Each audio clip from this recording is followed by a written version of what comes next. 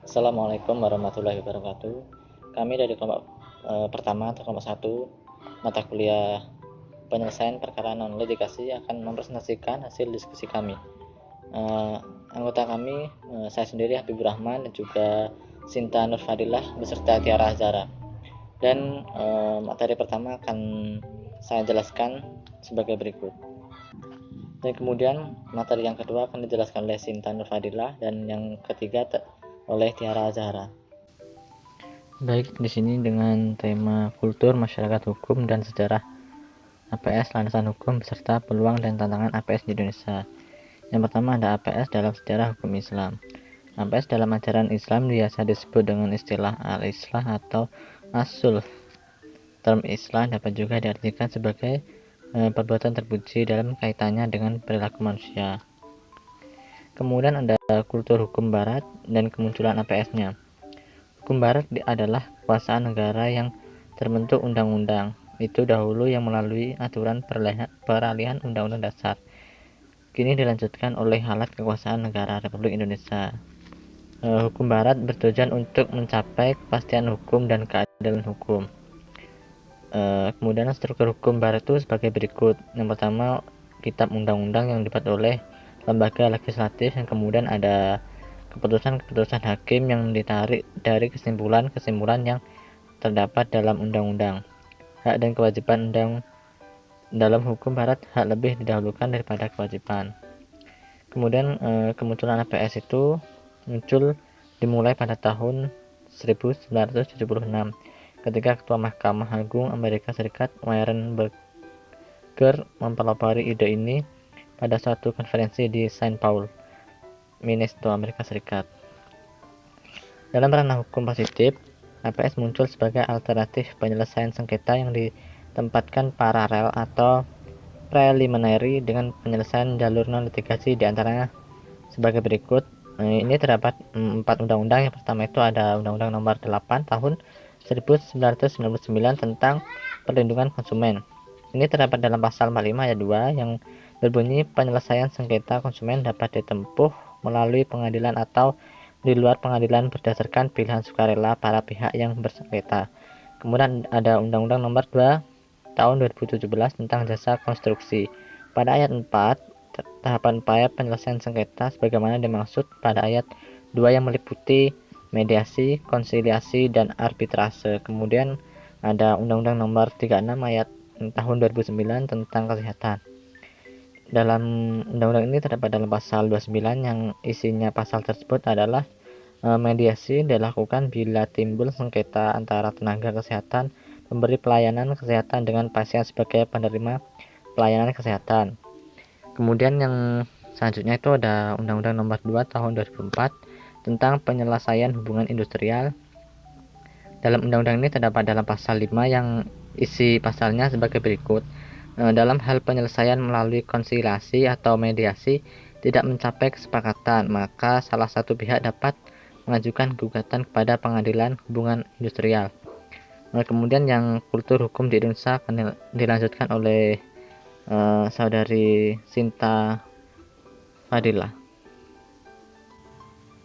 Saya Sinta Nurfadilah, adalah salah satu anggota kelompok A. Di sini saya akan sedikit menjelaskan tentang materi kultur hukum dan kemunculan alternatif penyelesaian sengketa di Indonesia. Lalu ada dasar hukum alternatif penyelesaian sengketa di Indonesia. Kultur hukum di Indonesia. Budaya hukum adalah sebutan untuk menjelaskan pendapat yang sama dari masyarakat tertentu terhadap gejala-gejala hukum. Jadi, suatu budaya hukum menunjukkan tentang nilai-nilai dan pola perilaku individu sebagai anggota masyarakat yang menggambarkan tanggapan atau orientasi yang sama terhadap kehidupan hukum yang diterapkan masyarakat bersangkutan. Kemunculan alternatif penyelesaian sengketa di Indonesia itu terbentuk atas dasar untuk mengurangi kemacetan penyelesaian perkara di Indonesia, meningkatkan keterlibatan masyarakat dalam proses penyelesaian perkara, dan memperlancar, memperluas akses ke pengadilan, dan sebagainya. Sebelum Perang Dunia II itu di Indonesia telah mengenal arbitrase yang telah dijalankan dalam praktek dan pengaturannya tercantum dalam Reglement of the Rechtsherordering tentang hal wasit, yaitu pasal 631 sampai dengan pasal 650. Pada dasarnya, keberadaan alternatif penyelesaian sengketa telah diakui sejak tahun 1970, yaitu dalam Undang-Undang Nomor 14 Tahun 1970 tentang Kekuasaan Kehakiman, yang sekarang telah dirubah dengan Undang-Undang Nomor 4 Tahun 2004 tentang Kekuasaan Kehakiman. Pada pasal 6, Undang-Undang Nomor 30 Tahun 1999 mengatur mengenai pilihan dalam penyelesaian sengketa melalui musyawarah para pihak yang bersengketa. Di bawah titel Alternatif Penyelesaian Sengketa yang merupakan terjemahan dari Alternative Dispute Resolution atau ADR. Yang dimaksud dengan ADR dalam perspektif Undang-Undang Nomor 30 Tahun 1999 itu adalah suatu pranata penyelesaian sengketa di luar pengadilan berdasarkan kesepakatan para pihak dengan mengesampingkan penyelesaian sengketa secara litigasi di pengadilan. Di Indonesia, alternatif penyelesaian sengketa bukan lagi hal asing karena kesepakatan dan kompromi yang menjadi inti dari penyelesaian sengketa alternatif ini merupakan tradisi dari masyarakat Indonesia dan ini biasa disebut dengan musyawarah untuk mencapai mufakat. Ini sama halnya dengan melakukan negosiasi, mediasi, dan arbitrase. Sedangkan alternatif penyelesaian sengketa yang sengaja didesain digunakan untuk menghindarkan penyelesaian melalui pengadilan. Landasan hukum alternatif penyelesaian sengketa di Indonesia adalah Undang-Undang Nomor 30 Tahun 1999 tentang arbitrase dan alternatif penyelesaian sengketa.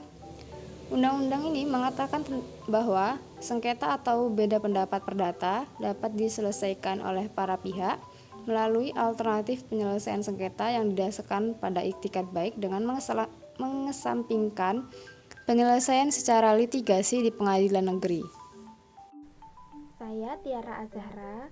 Di sini saya akan melanjutkan materi yang sebelumnya telah disampaikan oleh rekan saya, dan materi yang akan saya sampaikan adalah peluang alternatif penyelesaian sengketa di Indonesia dan tantangan alternatif penyelesaian sengketa di Indonesia. Selanjutnya yaitu peluang alternatif penyelesaian sengketa atau APS di Indonesia. Yang pertama, pemeriksaan dilakukan secara tertutup, tertera pada pasal 27 Undang-Undang Nomor 30 Tahun 1999. Yang kedua, para pihak dapat menentukan hukum acara arbitrase yang digunakan dalam pemeriksaan sengketa dengan bebas sepanjang tidak bertentangan dengan peraturan perundang-undangan. Yang ketiga, waktu penyelesaian sengketa relatif cepat, yaitu maksimal 180 hari. Yang keempat, keputusan bersifat final dan mengikat. Yang kelima, para pihak dapat menentukan tempat penyelesaian sengketa dengan persetujuan arbiter. Dan yang terakhir, para pihak dapat menunjuk arbiter. Selanjutnya yaitu tantangan alternatif penyelesaian sengketa di Indonesia. Yang pertama, di Indonesia sulit untuk mendapatkan pengaturan yang memadai untuk menyelesaikan sengketa melalui APS. Yang kedua, penyelesaian sengketa melalui APS tidak akan selalu menjamin hasil yang memuaskan bagi para pihak yang bersengketa. Yang ketiga, menyelesaikan sengketa dengan APS menggunakan biaya yang lebih mahal.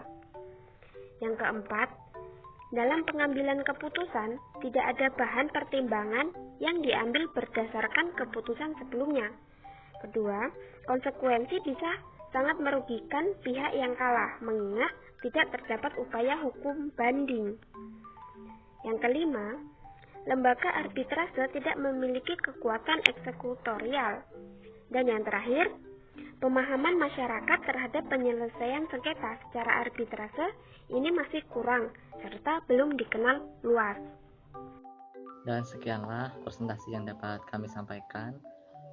Semoga bisa diambil pelajarannya dikit-dikit, karena kami juga masih tahap pembelajaran. Oleh sebab itu, kami mohon maaf jika ada kesalahan baik penulisan atau dalam penyajian presentasi kami yang tidak maksimal ini. Kami akhiri. Wassalamualaikum warahmatullahi wabarakatuh.